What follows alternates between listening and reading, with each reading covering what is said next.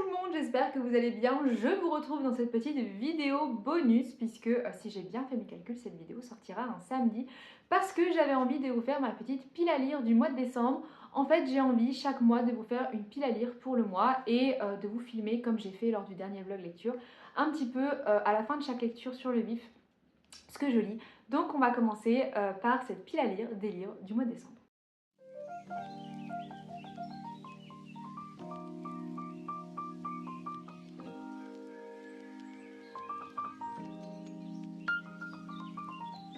Premier livre que j'aimerais bien lire au mois de décembre, il s'agit de Génération Loup de Julien Nil, publié aux éditions Glénat, qui est comme ceci. Il vient de sortir, je vous l'ai présenté dans ma vidéo haul des livres mystères à la fin de la vidéo. Si vous ne l'avez pas vu, je vous la mettrai en barre d'infos. Vous connaissez peut-être déjà Lou, cette ado pétillante devenue adulte qui a évolué dans un univers hyper coloré que Julien Nil nous a présentée pendant des années. Ici, elle est adulte. C'est une BD qui a vocation à être un petit peu plus mature, un petit peu plus intimiste, mais qui va nous raconter des histoires inédites de loups.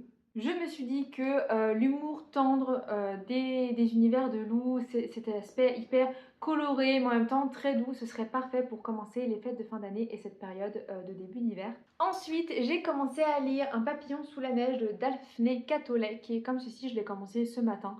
C'est l'histoire d'une femme de 84 ans qui est une ancienne danseuse du Bolchoï Théâtre en Russie, qui a fui le régime stalinien pour s'installer à Boston, qui va voir ses souvenirs de la Russie ressurgir lors d'une vente aux enchères de ses bijoux. On va être dans une ambiance assez mélancolique où des secrets du passé vont refaire surface et on va être dans des histoires un petit peu entrelacées puisque de ce que j'ai compris, le destin de deux femmes vont se croiser et ça va être déterminant pour la suite de l'histoire. Je trouve que c'est une lecture parfaite à lire sous un plaid par des jours un petit peu glaciales comme on a en ce moment où il commence à y avoir des jours avec de la neige. J'ai hâte de vous dire ce que j'en ai pensé. Ensuite, je vais vous présenter que des lectures de Noël. Il y en a qui sont un petit peu kitsch, même il y en a deux qui sont un petit peu kitsch. Mais écoutez, si on n'est pas au mois de décembre à la période de Noël, là pour lire des lectures kitsch, je ne sais pas quand est-ce qu'on peut les lire. Donc j'ai envie de lire Embarquement immédiat pour Noël de Karen Ponte, qui est comme ceci. Je l'avais reçu l'année dernière par une amie du club de lecture. Pour Noël, c'est l'histoire de deux sœurs que tout oppose qui vont s'échanger par un quiproquo leurs billets. Il y en a une qui va partir en Laponie et une autre qui va partir un petit peu sous les cocotiers alors que chacune voulait l'inverse. C'est malgré tout une romance de Noël. Je pense que ça va être très kitsch, que ça va se lire très vite mais que ça va être en même temps très agréable. Donc écoutez, j'ai hâte de vous en faire un retour. J'ai également, tant qu'on reste dans la romance de Noël, prévu de lire un autre livre que je vous ai présenté dans mon haul lecture, Noël à la charmante librairie de Jenny Colgan, qui est comme ceci. On est dans une librairie des Highlands écossais qui est un peu dans l'effervescence de Noël, il y a plein de choses à gérer. Et en même temps, on est dans un climat de neige, on va avoir deux sœurs qui vont devoir cohabiter ensemble et une des deux travaille dans cette fameuse librairie écossaise et elle va rencontrer un mystérieux auteur un petit peu charismatique pendant la période de Noël. Écoutez, je vous avais dit la dernière fois que ça fait très film Netflix, je pense aussi que ça va se lire très vite, que ça va être très agréable à lire. Et c'est une petite romance de Noël qui a l'air, ma foi, fort sympathique. Et ensuite, dernier livre de Noël que j'ai envie de lire. Et celui-là, il est à mon chéri, mais je crois qu'il n'a pas encore vu, qu'il l'avait oublié chez moi la dernière fois. Donc, il est temps que je me dépêche de le lire avant qu'il s'en rende compte. Il s'agit des lettres du Père Noël de J.R.R. Tolkien, puisque ce sont les lettres qu'il écrivait à ses enfants en se faisant passer pour le Père Noël. J'adore l'auteur, j'adore Tolkien. J'ai vraiment envie de découvrir son univers à travers les lettres pour ses enfants.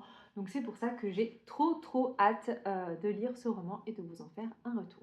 Hey, c'est la Marine du montage et je reviens pour vous ajouter un livre à ma pile à lire puisque quand j'ai filmé ma pile à lire, j'avais pas encore vu ma copine Juliette et elle m'a gentiment prêté une romance de l'Avent qui est un livre vraiment un peu comme un calendrier de l'Avent. Alors elle l'a déjà ouvert puisqu'elle l'a lu l'an dernier, mais je me suis dit que ce serait cool. Alors ça s'appelle un cœur pour Noël de Sophie Jomain qui est comme ceci. C'est l'histoire d'une jeune fille de 18 ans qui est née avec un cœur défaillant. Apparemment tout a changé il y a 2 ans dans sa vie par rapport à ce cœur et elle a besoin à la fois de reprendre confiance en elle mais aussi de se réapproprier son corps et les changements de son corps. Mais en rentrant dans sa famille, elle va rencontrer Augustin et une romance de Noël va commencer.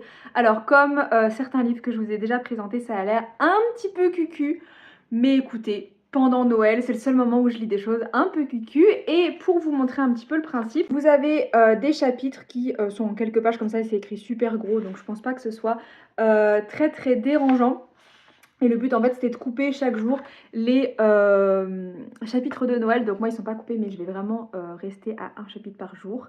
Et voilà, je me dis que ça peut être un petit calendrier de l'Avent livresque un peu sympa. Et donc fini pour cette présentation de ces petites lectures du mois de décembre qui sont toutes dans un univers un petit peu doux, un petit peu enneigé. Je pense qu'il y a vraiment une dynamique similaire ce mois-ci.